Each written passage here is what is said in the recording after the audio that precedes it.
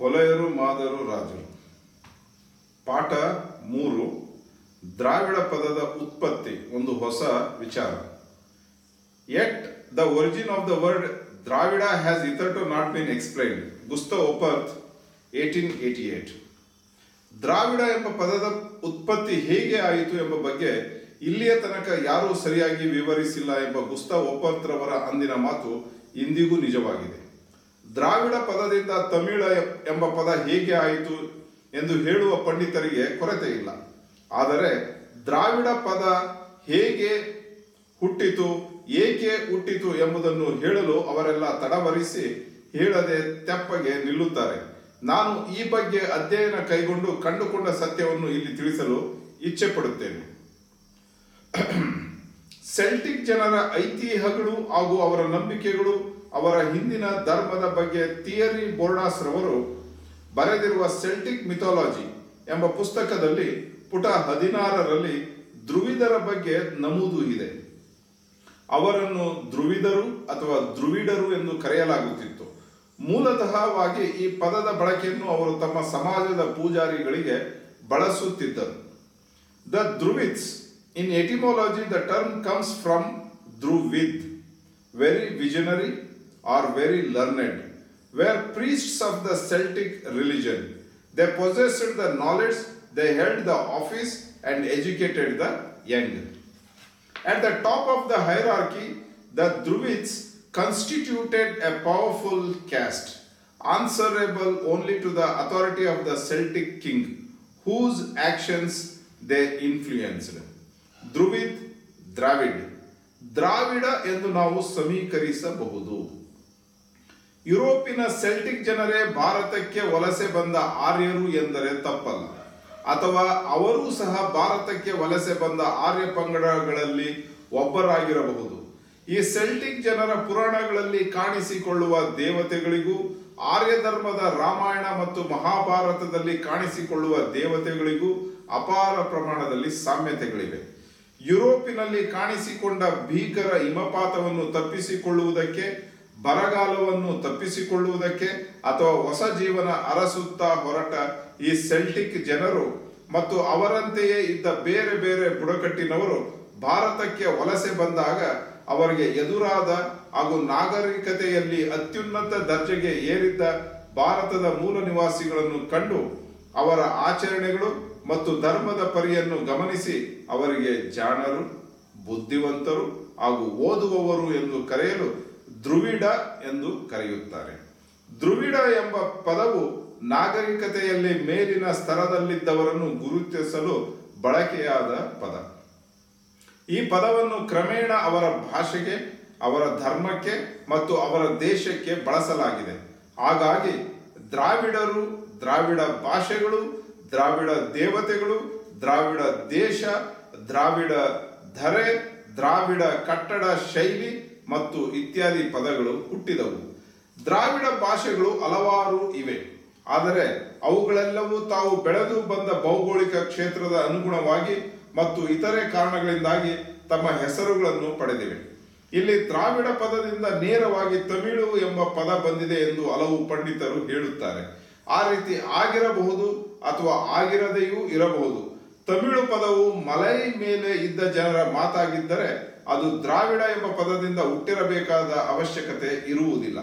ಅದು ಸ್ವತಂತ್ರವಾಗಿ ಬೆಳೆದಂತ ಭಾಷೆಯಾಗಿದ್ದು ಸಂಸ್ಕೃತ ಮಾತನಾಡುವವರಿಂದ ನಾಮಕರಣಗೊಳ್ಳಬೇಕಾದ ಅವಶ್ಯಕತೆ ಅದಕ್ಕೆ ಹಿಂದೆ ಕಂಡಿದೆ ಎಂದು ಹೇಳಲಾಗುವುದು.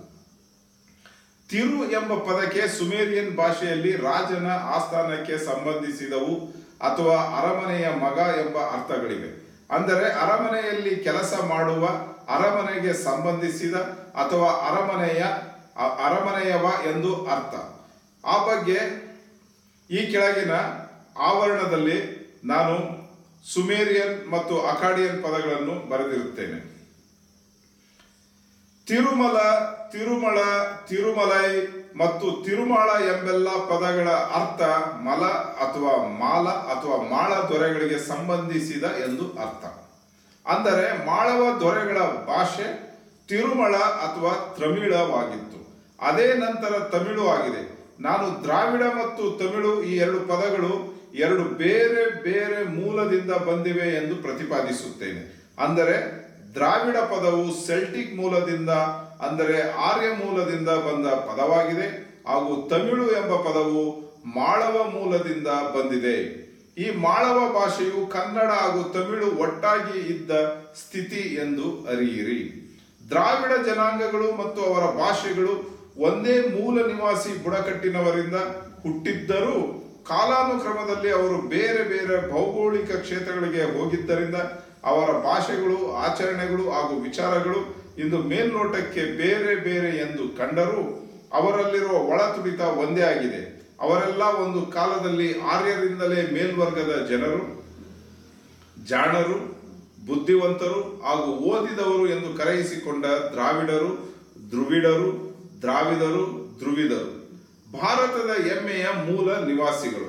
ಇಲ್ಲಿ ಭಾರತದ ಮೂಲ ನಿವಾಸಿಗಳೆಂದರೆ ಮಲ್ಲರು, ಮಾಲರು, ಮೊಹರರು, ಪರಯ್ಯರು, ಪೌರತರು, ಪಹಾರಿಯರು, ಬ್ರಹುವಿಗಳು, ಭಾರರು, ಭಾರರು, ಮಾರರು, ಮೈರರು, ಮೇರರು, ಮಾರವಾರರು, ಹೊಲೆಯರು, ಹೊಲೆಯರು, ಪುಲೆಯರು, ಒಳ್ಳುವರರು, ಪಲ್ಲರು, ಪಲ್ಲವರು, ಭಲ್ಲರು, ಭಲ್ಲರು, ಬಿಲ್ಲರು, ಪುಲಿಂದರು, ಪಳ್ಳರು, ಪುಲಹರು, ಪುಲಸ್ತ್ಯರು, ಪುಲೋಮರು, ಪಳ್ಳಿಯವರು, ಅಗ್ನಿಕುಲರು, ಪಾಂಡ್ಯರು, ವೆಳ್ಳಾಳರು ಮತ್ತು ಬಲ್ಲಾಳರು ಹಾಗೂ ಇಲ್ಲಿ ನಮೂದಿಸದ ಹಲವರು ಸೇರುತ್ತಾರೆ.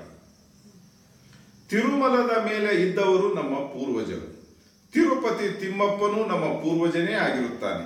ಇಲ್ಲಿ ತಿಮ್ಮ ಎಂದರೆ ಮಂಗ ಎಂದು ಗುಸ್ತವ್ ಒಪರ್ತ್ ರವರು ತಮಿಳು ಎಂಬ ಪದದ ಉತ್ಪತ್ತಿಯ ಬಗ್ಗೆ ಹೇಳುವಾಗ ಅವರು ಹೇಳಿರುವ ಈ ಮಾತಿನಲ್ಲಿ ಯಾವುದೇ ವಿಶೇಷವಿರುವುದಿಲ್ಲ. ಇಲ್ಲಿ ನಾವು ಚಾರ್ಲ್ಸ್ ಡಾರ್ವಿನ್ ರವರ ಮಂಗನಿಂದ ಮಾನವ ಎಂಬ ಪ್ರಖ್ಯಾತ 150 ವರುಷಗಳ ಕಾಲ ಪದೇ ಪದೇ ಸತ್ಯವೆಂದು ಸಾರಲಾಗಿರುವ ವಾದವನ್ನು ನೆನೆಯುವುದು ಸೂಕ್ತ. ದಿಯೋಸ್ ಎಂದರೆ ಬಿಳಿ ಜನರು ಅಥವಾ ಹೊಳಪುಳ್ಳ ಮೈಯವರು.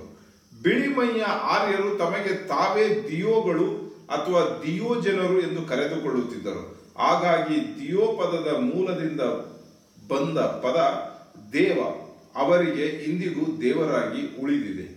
ದಿಂಡರು ಎಂಬ ಪದ ದ್ರಾವಿಡರಲ್ಲಿ ದೇವರು ಎಂಬ ಪದಕ್ಕೆ ಸಮಾನವಾದ ಪದ.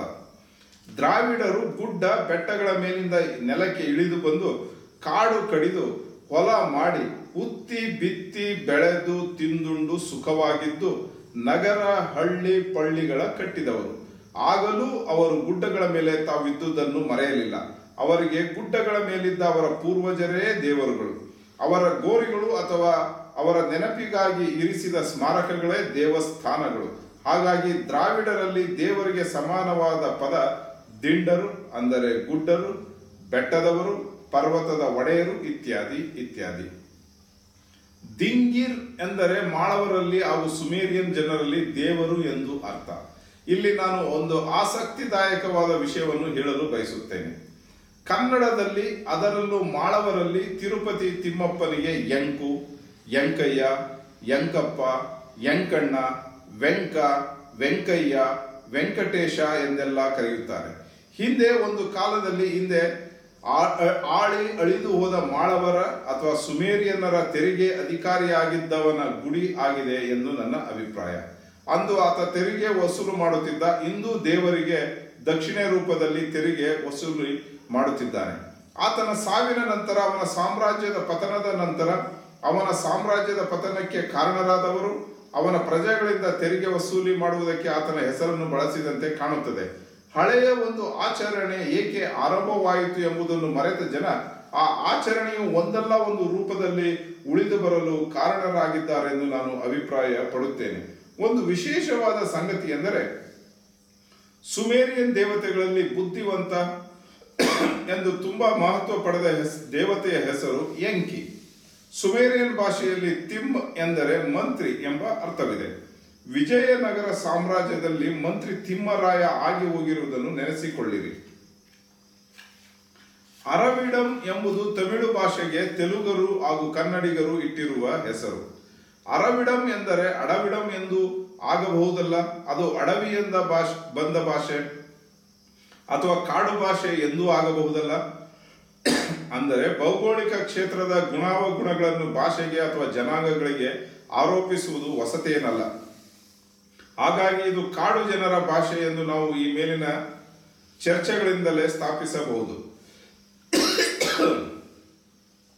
ಆದರೆ ಈ ಎಲ್ಲ ಚರ್ಚೆಗಳಿಗಿಂತ ದ್ರಾವಿಡ ಎಂಬ ಪದವು ಸೆಲ್ಟಿಕ್ ಜನರ ಧ್ರುವಿಡ್ ಎಂಬ ಪದದಿಂದ ಬಂದಿದೆ ಎಂಬುದಕ್ಕೆ ನಾನು ಒತ್ತು ನೀಡುತ್ತೇನೆ. ಈ ಮೇಲೆ ನಾವು ದ್ರಾವಿಡ ಪದದ ವಿಷಯದಲ್ಲಿ ಮಾಡಿದ ಚರ್ಚೆಯನ್ನು ಇಲ್ಲಿ ಮುಂದುವರಿಸಿದರೆ ಅರವಂ ಅಥವಾ ಅರವೀಡಂ ಎಂಬುದು ರಾಜಭಾಷೆಯಾಗುತ್ತದೆ. ಏಕೆಂದರೆ ಸುಮೇರಿಯನ್ ಭಾಷೆಯಲ್ಲಿ ಅರು ಎಂದರೆ ಆಡಳಿತಾಧಿಕಾರಿ ಎಂದು ಅರ್ಥ. ಅರುವಂ ಅಥವಾ ಅರವಂ ಎಂದರೆ ಆಡಳಿತಕ್ಕೆ ಸಂಬಂಧಿಸಿದ ಎಂದು ಅರ್ಥ. ಆದ್ದರಿಂದ ಅರವಂ ಅಥವಾ ಅರವೀಡಂ ಎಂದರೆ ಆಡಳಿತಕ್ಕೆ ಸಂಬಂಧಿಸಿದು ಎಂಬ ಅರ್ಥವಿದೆ. ಹಾಗಾಗಿ ಇದು ಅಡವಿಯಿಂದ ಅಥವಾ ಕಾಡಿನಿಂದ ಬಂದಿದೆಯೋ ಇಲ್ಲವೋ ಗೊತ್ತಿಲ್ಲ. ಆದರೆ ಒಂದು ಸತ್ಯವೇನೆಂದರೆ ಮಾಳವರ ಆಡಳಿತದ ಕಾಲದಲ್ಲಿ ಅದು ಅವರ ರಾಜಭಾಷೆಯಾಗಿತ್ತು. ಆ ಮಹಾನ್ ಕಾಲದ ನೆನಪಿಗಾಗಿ ತಮಿಳಿಗೆ ಈಗಲೂ ಜನರು ಅರವಂ ಎನ್ನುತ್ತಾರೆ. ಮುಂದಿನ ಅಧ್ಯಾಯ ನೋಡಿ. ಭಾಷೆಗಳಲ್ಲಿ ಪದಗಳು ಕಳೆದು ಹೋಗುವುದು ಅಸಾಮಾನ್ಯವಾದುದೇನಲ್ಲ. ಅದರಲ್ಲೂ ದಿನಬಳಕೆ ತಪ್ಪಿದ ಪದಗಳು ಕಳೆದು ಹೋಗಿ ಕೊನೆಗೆ ಅವು ಸತ್ತೇ ಹೋಗಬಹುದು. ಆ ಪ್ರಕ್ರಿಯೆ ಸಾಮಾನ್ಯವಾಗಿ ಪರಭಾಷೆ, ಪರ ಸಂಸ್ಕೃತಿ, ಪರರ ಆಡಳಿತಕ್ಕೆ ಮತ್ತು ಪ್ರಭಾವಕ್ಕೆ ಒಳಗಾದಾಗ ಆ ರೀತಿ ಆಗುವುದು. ಆದರೆ ಅದು ಕ್ರಮೇಣವಾಗಿ ಆಗುವ ಪ್ರಕ್ರಿಯೆಯೇ ಹೊರತು ಒಮ್ಮಿಂದೊಮ್ಮೆಲೆ ಆಗುವಂತಹದ್ದಲ್ಲ. ಇಲ್ಲಿ ಗುಸ್ತಾವ್ ಒಪರ್ತ್ರವರು ತಮ್ಮ ದ್ರಾವಿಡರು ಎಂಬ ಪುಸ್ತಕದಲ್ಲಿ ಹೇಳುವಂತೆ ತಮಿಳಿನಿಂದ ಕಣ್ಮರೆಯಾದ ದ್ರಾವಿಡ ಪದ ನಂತರ ಆರ್ಯರ ಮೂಲಕ ಪುನಃ ತಮಿಳಿಗೆ ಬಂತು ಅಥವಾ ಪುನಃ ಪರಿಚಯವಾಯಿತು ಎಂದು ಹೇಳಿದರೆ ಇಲ್ಲಿ ತಾರ್ಕಿಕ ನೆಲೆಯಲ್ಲಿ ಈ ಮಾತನ್ನು ಹೇಳಿದಂತೆ ಆಗುವುದಿಲ್ಲ. ಅಲ್ಲದೆ ಇದು ಸಂಶೋಧಕನೊಬ್ಬನು ಊಹೆ ಮಾಡುವಾಗ ಅನುಸರಿಸಬೇಕಾದ ಸಾಮಾನ್ಯ ನಿಯಮಗಳನ್ನು ಮೀರಿ ನಿಂತದ್ದಾಗಿದೆ. ಯಾವುದೇ ಭಾಷೆಯಲ್ಲೂ ನಾಮಪದಗಳು, ಸರ್ವನಾಮಗಳು ಮತ್ತು ಜಾತಿ ಜನಾಂಗಗಳಿಗೆ ಸಂಬಂಧಿಸಿದ ವಾಚಕಗಳು ಮತ್ತು ಪದಗಳು ಆ ಭಾಷೆಯನ್ನು ಆಡುವ ಜನರು ಆ ಧರೆಯ ಮೇಲೆ ಇರುವ ತನಕ ಇರುತ್ತವೆ ಎಂಬುದು ಸಾಮಾನ್ಯ ತಿಳುವಳಿಕೆ. ಆದರೂ ಈ ವಾದಕ್ಕೆ ಅಪವಾದವೆಂಬಂತೆ ಕೆಲವು ಈ ಬಗೆಯ ಪದಗಳು ಕಣ್ಮರೆಯಾಗಲೂಬಹುದು. ಆದರೆ ಭಾರತದಂತಹ ವಿಶಾಲ ದೇಶದ ತುಂಬ ಹರಡಿದ್ದ ಜನಾಂಗದ ಹೆಸರಾಗಿರುವ ದ್ರಾವಿಡ ಪದವು ದ್ರಾವಿಡರ ಭಾಷೆಯ ಮೂಲದ್ದಾಗಿದ್ದರೆ ಅದು ಕಣ್ಮರೆಯಾಗಿ ಮತ್ತೆ ಆರ್ಯರ ಮೂಲಕ ಪುನಃ ಕಾಣಿಸಿಕೊಂಡಿದೆ ಎಂದರೆ ಸೂಕ್ತವಲ್ಲ. ದ್ರಾವಿಡ ಪದವು ಮೂಲತಃ ಇಂಡೋ ಯುರೋಪಿಯನ್ ಭಾಷಾ ಸಮುದಾಯಕ್ಕೆ ಸೇರಿದ ಸೆಲ್ಟಿಕ್ ಪದವೇ ಹೊರತು ದ್ರಾವಿಡರ ಅಥವಾ ಭಾರತದ ಮೂಲ ನಿವಾಸಿಗಳ ಭಾಷಾ ಸಮುದಾಯಕ್ಕೆ ಸೇರಿದ ಪದವಲ್ಲ. ಹಾಗಾಗಿ ಈ ವಿಚಾರವನ್ನು ಒಪ್ಪುವುದು ಕಷ್ಟ, ಅಲ್ಲದೆ ಅತಾರ್ಕಿಕವಾದದ್ದು. ಭಾಷಾಶಾಸ್ತ್ರ, ಶಬ್ದಶಾಸ್ತ್ರ, ಸಮಾಜಶಾಸ್ತ್ರ ಮತ್ತು ಮಾನವ ಶಾಸ್ತ್ರಗಳ ಅಧ್ಯಯನಕ್ಕೆ ನಿಲುಕದ್ದಾಗಿದೆ. ಸಮಾಪ್ತಿ. ಈ ಮೇಲಿನ ಚರ್ಚೆಯಿಂದ ನಾನು ಒಂದು ವಿಷಯವನ್ನು ತಮ್ಮ ಮುಂದೆ ಇಟ್ಟಿರುತ್ತೇನೆ. ಅದು ಏನೆಂದರೆ, ಹಿಂದೆ ಭಾರತ ದೇಶದಲ್ಲಿ ಇದ್ದಂತಹ ಒಂದು ಆಡಳಿತ ವ್ಯವಸ್ಥೆಯು ಕೆಲವು ಆಕ್ರಮಣಕಾರಿ ಜನಾಂಗಗಳಿಂದ ಕುಸಿದು ಹೋಯಿತು. ಆ ವ್ಯವಸ್ಥೆಯ ಬಗ್ಗೆ ವಿವರವಾದ ಸಂಶೋಧನೆಗಳು ಆಗಬೇಕಾಗಿದೆ. ನನ್ನ ಈ ಪುಟ್ಟ ವಿಚಾರವು ಕೇವಲ ದ್ರಾವಿಡ ಎಂಬ ಪದದ ವಿವರಣೆಗೆ ಸೀಮಿತವಾಗಿಲ್ಲ ಎಂಬುದನ್ನು ತಾವು ಗಮನಿಸಬೇಕೆಂದು ತಮ್ಮಲ್ಲಿ ಅರಿಕೆ ಮಾಡಿಕೊಳ್ಳುತ್ತೇನೆ. ಈ ಚರ್ಚೆಯಿಂದ ನಾವು ಇಲ್ಲಿ ದ್ರಾವಿಡ ಪದದೊಂದಿಗೆ ಇನ್ನೂ ಹಲವು ಪದಗಳ ಬಗ್ಗೆ ತಿಳಿದುಕೊಂಡಿರುತ್ತೇವೆ. ಆ ಎಲ್ಲ ಪದಗಳು ಒಂದಕ್ಕೊಂದು ಸಂಬಂಧಿಸಿವೆ ಹಾಗೂ ಅವುಗಳನ್ನು ಒಟ್ಟಾಗಿ ಅರ್ಥೈಸಿಕೊಂಡರೆ ನಾವು ದ್ರಾವಿಡರ ಬಗ್ಗೆ ಮಾಡುವ ಯಾವುದೇ ಅಧ್ಯಯನವು ಸುಲಭವಾಗುತ್ತದೆ ಎಂದು ನಾನು ನಂಬುತ್ತೇನೆ. ಧನ್ಯವಾದಗಳು.